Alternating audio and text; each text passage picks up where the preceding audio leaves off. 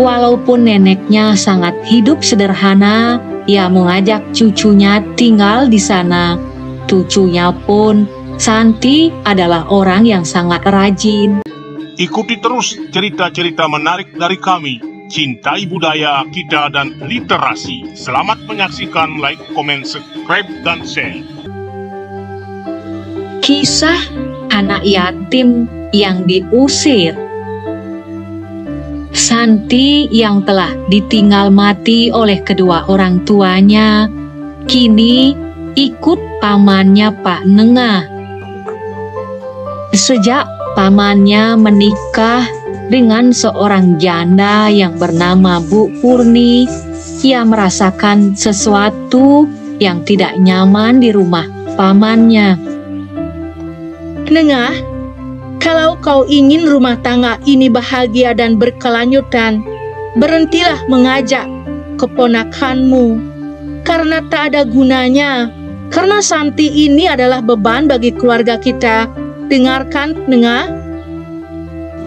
Istriku, kau harus memahami, ini adalah satu-satunya keponakanku yang telah ditinggal mati oleh kakak kandungku. Ia tidak punya siapa-siapa lagi. Sudah kuajak dari saat ia bayi.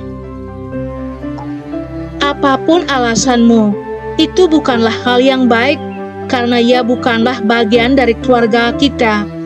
Dia bukan anak kandungmu atau anak kandungku. Nanti permasalahan lain akan timbul. Ma, janganlah sekejam itu.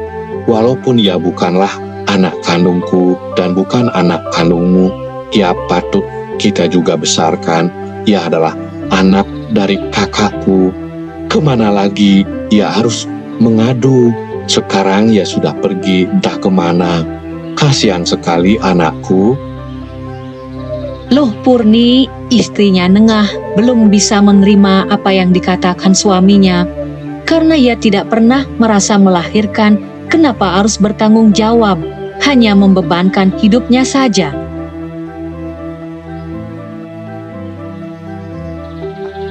Coba dibayangkan berapa per bulannya habis untuk biaya skincare, listrik, air, dan juga biaya kuliah.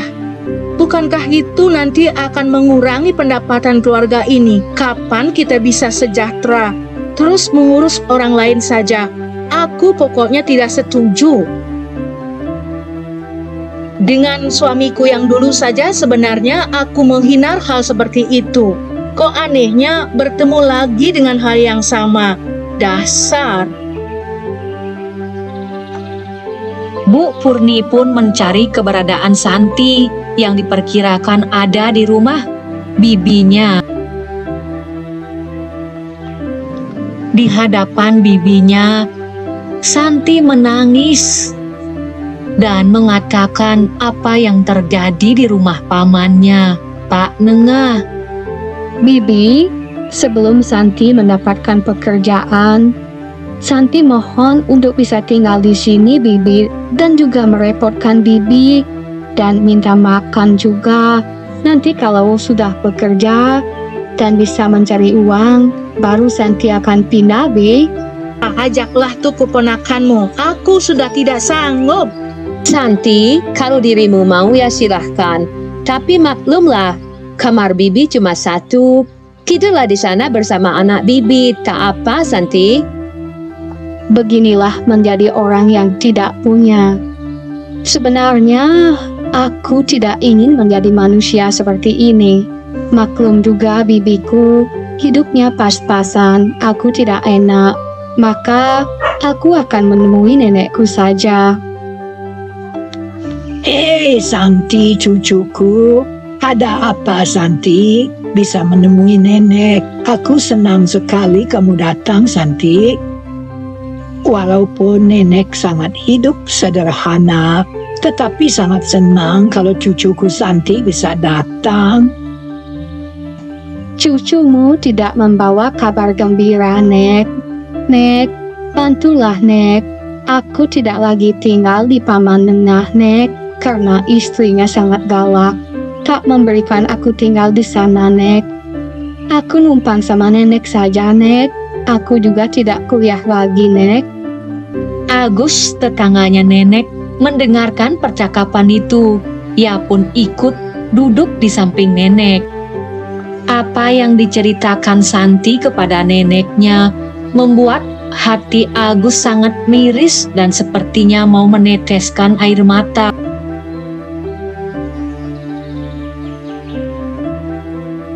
Kok zaman sekarang ini masih ada orang seperti itu? Tak tahu saudara, tak tahu siapa. Aneh rasanya.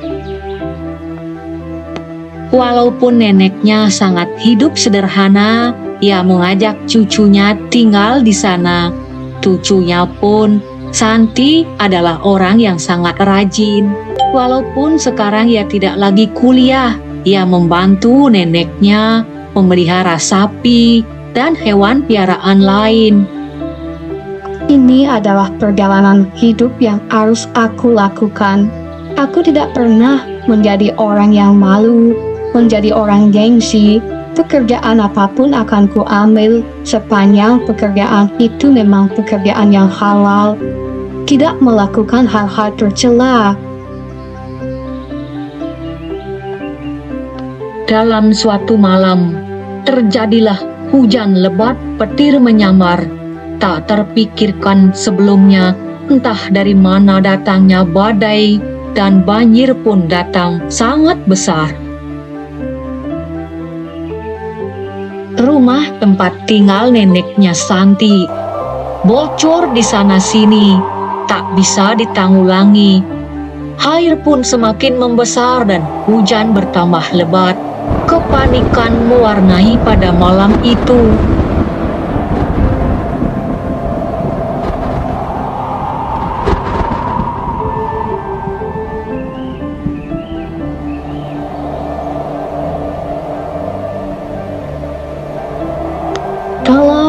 Tolong.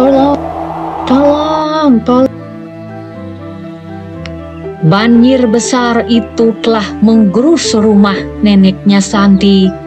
Entah dibawa kemana, hanya tinggal puing-puing.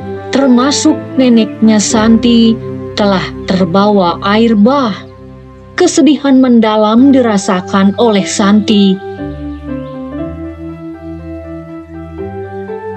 Kenapa begini cobaan hidupku? Nenek, tempat aku menyandarkan diri. Nenek, tempatku berteduh. Ia sudah tiada, entah kemana dibawa oleh air bah itu. Maafkanlah aku, Nek. Cucumu tak bisa berbuat banyak, Nek. Aku tak bisa menolong. Semoga kau melihat penderitaan cucumu ini. Berikanlah jalan yang terbaik untukku, Nek. Pak Nengah, pamannya Santi pun mendengar berita duka itu. Ia datang untuk menenangkan agar hati Santi tabah menerima kenyataan. Akulah yang melanjutkan cita-cita nenek agar sapinya bertambah besar. Mungkin itu semua adalah untukku. Ia pergi. Ia adalah orang yang paling menyayangi diriku. Hampir setiap detik, Santi selalu mengenang kebaikan hati neneknya, karena ialah orang yang satu-satunya dapat mengerti tentang penderitaannya dan orang yang sangat tulus membantu. Ia pun sekarang melanjutkan apa yang dilakukan neneknya agar neneknya tenang di dunia sana. Semoga nenek tenang di alam sorga dan melihat cucunya memberikan jalan agar bisa hidup lebih baik. Agus yang merupakan tetangga neneknya sangat iba. Di samping itu, sejak pertama bertemu dengan Santi, ia sebenarnya sudah memenam benih-benih cinta. Sehingga kesempatan ini ia gunakan dengan baik. Dan Santi pun akan segera dilamar oleh Agus. Di samping iba, ia juga memang sangat mencintai.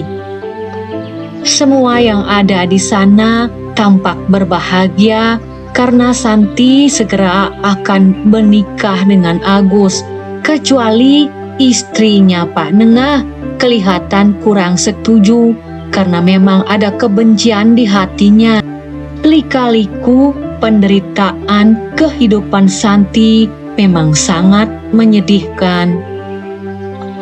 Rupanya, kini Tuhan telah menunjukkan jalan yang terang benderang. Santi kini hidup berbahagia dengan Agus.